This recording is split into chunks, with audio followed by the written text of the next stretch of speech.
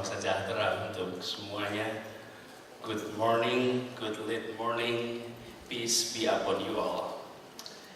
Yang saya hormati Pembina Yayasan Wadah Titian Harapan, Bapak Hasim Joedi Kusumo. Yang saya hormati Ketua Yayasan Wadah Titian Harapan, Ibu Ani Joedi Kusumo. Chairperson Wadah International Committee, Ms. Nero Singh, Ms. Mariani Temaistri, yang saya hormati juga Wadah Amerika, Malaysia, India, Filipina, Friends of Wadah, Swiss, United Kingdom, Haiti, Nepal, Bhutan, Timor Leste, semua para pengurus, koordinator Wadah Harapan, hadirin undangan sekalian. Izinkan saya dalam dua bahasa. Tadi request Pak Hasibuani, banyak tamu-tamunya, tamu internasional. Jadi izinkan saya meneruskan dalam dua bahasa. Allow me to continue in bahasa Indonesia and English. First of all, I would like to extend our welcome to the capital city of Indonesia, Jakarta, to all distinguished guests and speakers from all over the world. We're honored to have this conference here in Indonesia, in Jakarta, and Wadah Global Gathering 2018 is indeed a meeting of mind, a meeting of stories, actions that have been done across the globe. Jakarta, as a capital city of Indonesia, is the center where these diverse nations form its unity. This is the place where, when we're talking about Indonesia, the hub of our unity is in this very city. Indonesia is a nation of no less than 260 million people, speaking no less than 700 languages. This is not about dialect. This is exactly language, more than 700 languages. And we have more than 400 ethnic groups. And yet, in the early 20th century, we're able to form together a nation called Indonesia. And it's not only union. What was created in these very nations was unity. And the uniting factor, one of the key factor, is language. Bahasa Indonesia was agreed upon as a uniting language, a language of unity. And the language that was chosen was not the language of the majority, but the language of minority group. I cannot find other place in which a nations decide common language 17 years before the presence of a state. And this is the case. It's not the state that decide the language. It's the people that agreed before even there was a state. However, unity, that when we're talking about the nations like Indonesia, was initially unity in minds through language. That's why we have, it was in 1928 in this city. And at that time it was not called city, it was called negeri, negeri Jakarta. How do I translate negeri Jakarta? Continue to grow economically, politically, democracy is also flourishing, consolidating here in Indonesia. But the challenge that we are now facing is to truly unite the nations, truly unite these diverse populations. And to do that, we need to tackle some major issues. And allow me to reflect here in Jakarta. When this country was founded, Pak Hasim's grandfather was in the board of the preparations of independence. My grandfather was also with him together. Pak Margono Jayadikusumo was a member of the, it's called a independent preparation body that has all the meetings here in Jakarta, not far from where we are now meeting, about 2 kilometers away. And their idea is not simply to create a state. Their idea is to create an equal justice to everyone in these islands. So it's not about creating state, creating independence, pushing away colonialism, but the idea is to bring social justice. And almost all of these founders were coming from a privileged class of our society, the educated, the highly educated, in a population then was 95% illiterate. And yet, they're talking about social justice. And these are individuals who have enjoyed privilege in their life. They could have think otherwise, but they didn't. They talk about the presence of social justice. Now in this city, today, 73 years after independence, we're now still facing the challenge of bringing equal justice in this very city. In this very city. It was then 1945, now 2018. Disparities, which is now discussed across the globe, is also a core issue in this capital city of Jakarta. I brought a slide that hopefully can be and kalau slide itu udah siap boleh dipasangkan. Udah. Oh, sebelumnya, awalnya dulu. Oke. Yang lengkap tadi, full.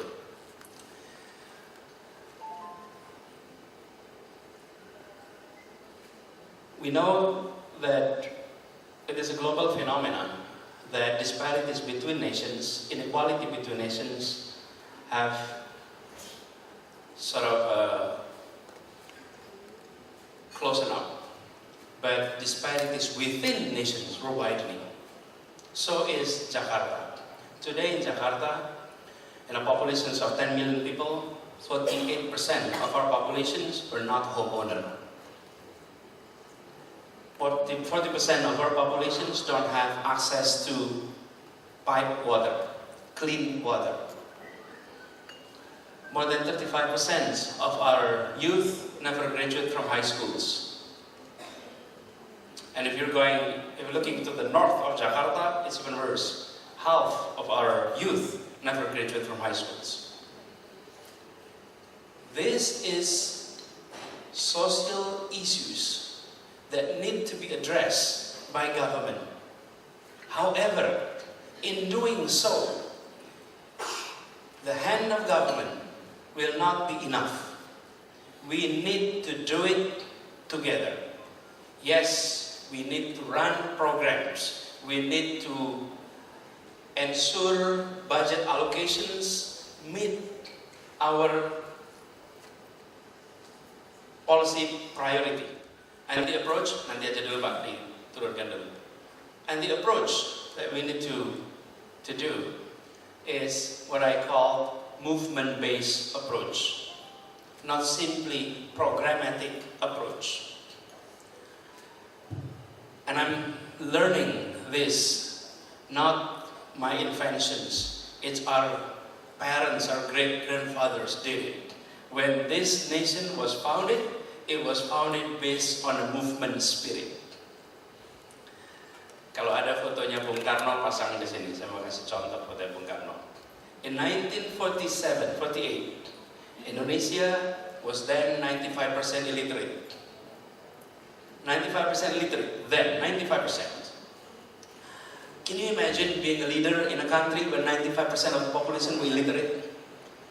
You can ask them to fight for a war, they're willing to go. Invite them for a mass meeting, they're willing to come.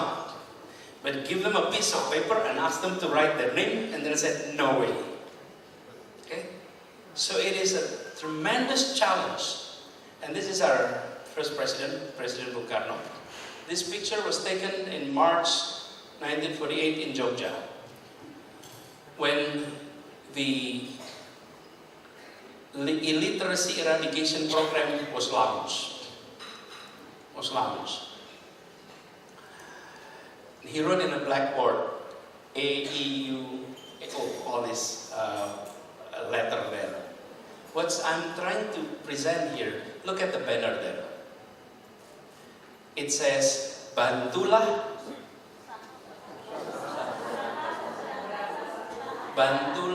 usaha pemberantasan buta huruf. Look, this is a president launching a program, and the banner said, help us fight illiteracy. The first word is help us. This is a word that rarely coming out of government office these days. Rarely. We always said, pay your tax, do your vote, we'll take care of everything. We don't need your participations. You pay your tax, you pay your due, we will take care. That is programmatic approach. We'll set up a team, we'll identify the problems, we'll identify alternative solutions, we'll allocate the budget, we identify the indicator of success, the KPI, and then we do evaluations and we go back. What about the entire populations? You do your own job. In the early days of our independence, the spirit is always movement. And because of that, people were involved. This is 1948. And by now, in Indonesia, everyone under the age of 40 is zero illiteracy rate as of today. Zero. Not many nations across the globe can flip from complete illiteracy to complete literacy like today. Nowadays, you go anywhere. Why? Because it was done as a movement. It was not done simply government program. And that's why garage everywhere, town halls, village offices, volunteers were coming from all over the place. Why? I am responding to the call of our leader that we need to contribute in the fight against illiteracy. Now we need to re-adopt that approach. And that's why, this is a pretext. I truly appreciate what Wadah has been doing.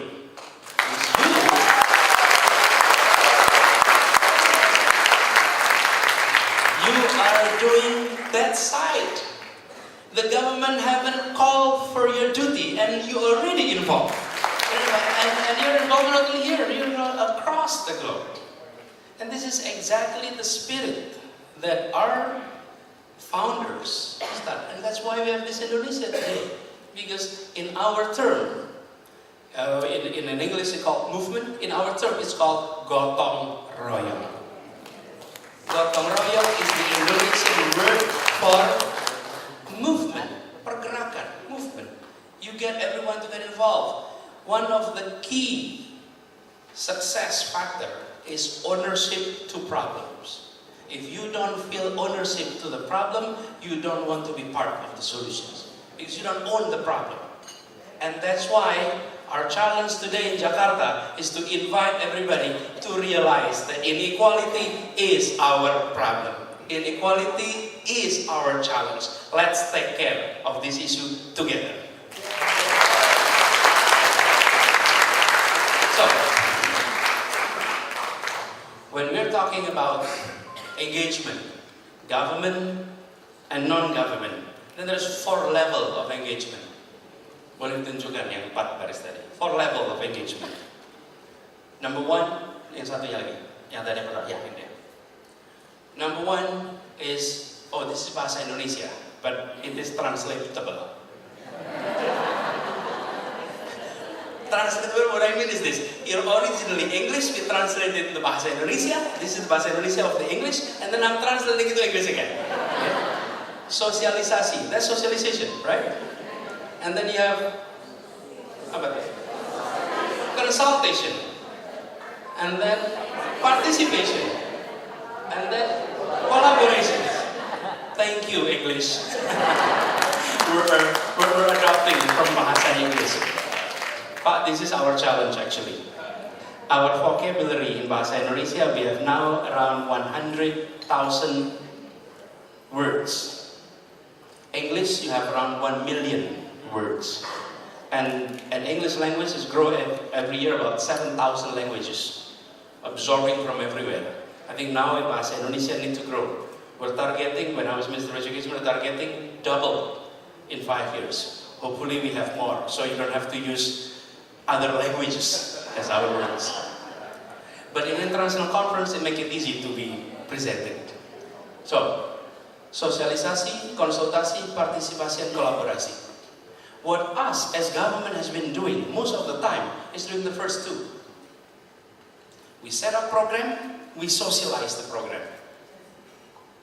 You better listen to our idea. Just do it. Okay? A little bit better, consultations. This is our idea, we want to listen what you think.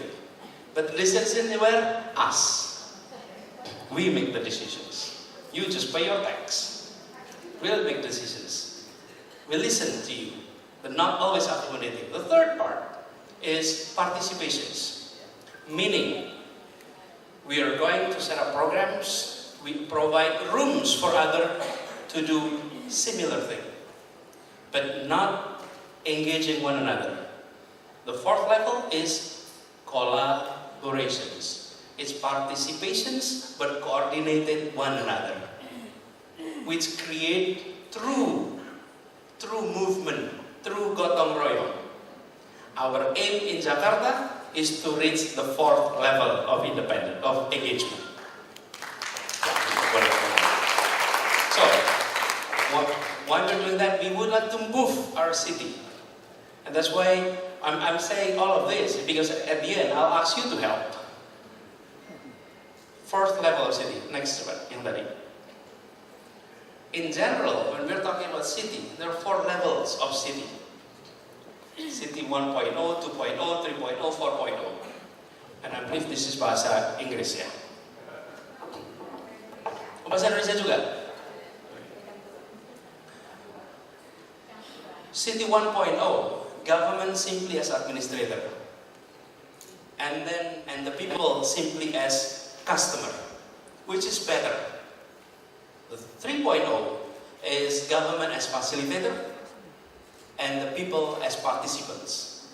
Number 4, the highest level, is government as collaborator and the people as co-creator. Co-creator. Now, if we're talking about the city of Jakarta today, most of us happy being customer, and most of us wanted government to be service provider. Best example is waste management. We set up a team called Orange Team that is prepared to pick up garbage everywhere on daily basis, making sure the city is clean. But the people itself never requested to change the lifestyle, how we manage our own waste. Basically, the message is this: you can throw garbage anywhere and we'll pick it up for you. That's basically the message. And we'll make sure it's clean. You know, we need to change that from simply service provider to what we wanted to do is collaborator. Collaborator. So what we're going to do is we're going to present, these are the issues, and we would like the civil society, the resident, to get involved and discuss together how we tackle these issues. So collaborations, not only in the actions, but in the preparations, in the planning stage of the development process. We're actually, in our city, we're now in that process. Yesterday we had gathering in West Jakarta to plan for the development in that city for 2019, for next year. And the format has been shifted. In the past, we presented our plan. We would like to hear your comment. Today, we presented our problem. We would like to hear your solutions. Because often, it's the people that knows what kind of solution most appropriate in their community, not the government. It's the people that see it. Tell us what needs to be done, and then we'll do it, and we'll do it together. And therefore, I'm presenting all of this is an opportunity for Wadah to get involved and make a change in this way.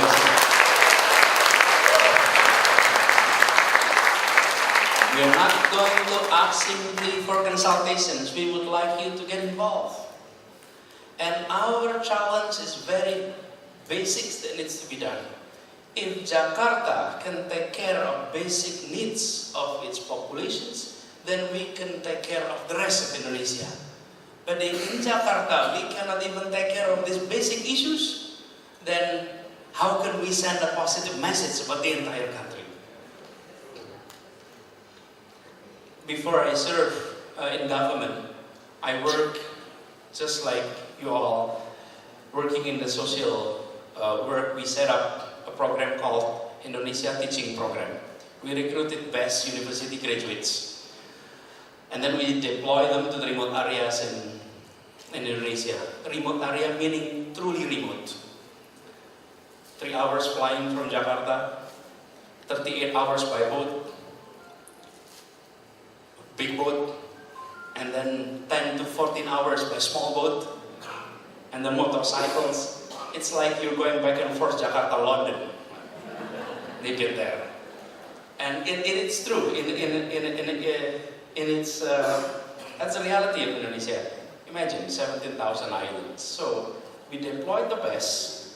And what I mean by the best is truly the best. In a recruitment of 50, applicants is around 12,000 to 15,000. So highly selective individuals that is being sent there. So I visited many of these places. I felt I have seen poverty. I felt I have seen backwardness. And then Gerindra and PKS assigned me to run for governor here in Jakarta. So then I did all this campaigning, going to all this kampung.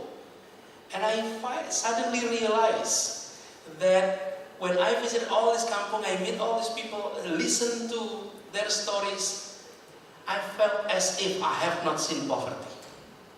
The poverty that I'm seeing here in this city is much more severe than the poverty that you're seeing in the rural area. Urban poverty is very different. Urban poor is very different. And therefore, it strengthened our belief that let's take care of the capital city. Let's take care of our poor kampung, poor neighborhood in Jakarta.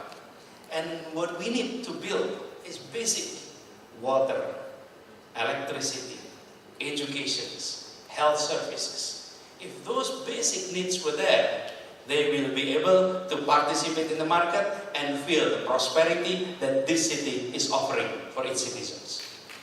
Yes. So, Wadah, I truly hope that the global gathering here, definitely you'll bring in experience, best practices from various different countries where you're coming from. And I do hope, look at our challenge here in Jakarta. And we're offering you Jakarta as an opportunity for you to make a difference and to change the story of this city.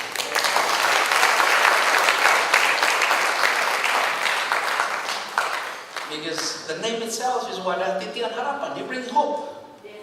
And I think that's what needs to be here in this very city. So I do hope best practices and experiences that you're bringing in, and I will share more about the data in Jakarta. Please help to discuss. And if you have spare time, do come visit. Make a visit to our kampung.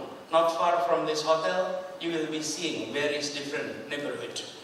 Here in Jakarta, you can find the highest top of the world, not only in Indonesia, of the world. But also you can see those who are living in the very bottom of the world. the range is that wide.